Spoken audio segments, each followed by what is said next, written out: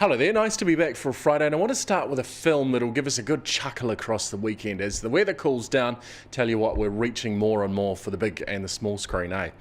This one, what I love most about this movie, it's called Tag, but it's based on a real group of friends who essentially started spending a month playing tag when they were 9 years old. Obviously based in the States, so it's going to be a bit warmer there than it is here of late, but every year they get together, they play a game of tag, and it pretty much jeopardizes everything. You can imagine once adults start playing tag, things get out of hand.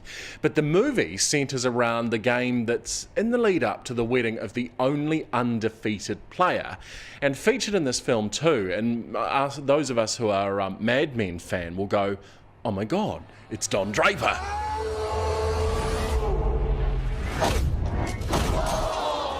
Please tell me what's going on here. Our group of friends has been playing the same game of tag for 30 years. What? For the entire month of May, every year we play tag. You got me.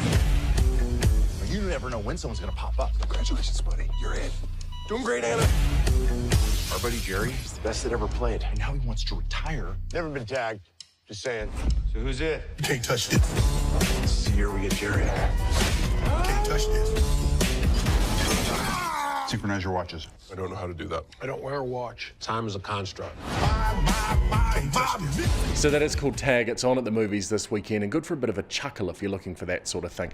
Now, in terms of live entertainment, Gisborne is the place to be for one of our finest this weekend at the Smash Palace Bar. Lady Six is performing the entirety of her Royal Blue 3000 album. She's got a producer, Parks, there as well.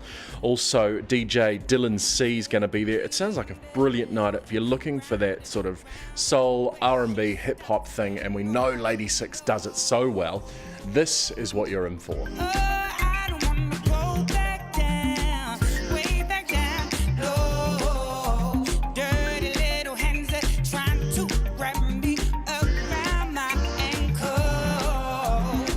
So have fun if you're heading along to see Lady Six tomorrow night at the Smash Palace Bar in Gisborne.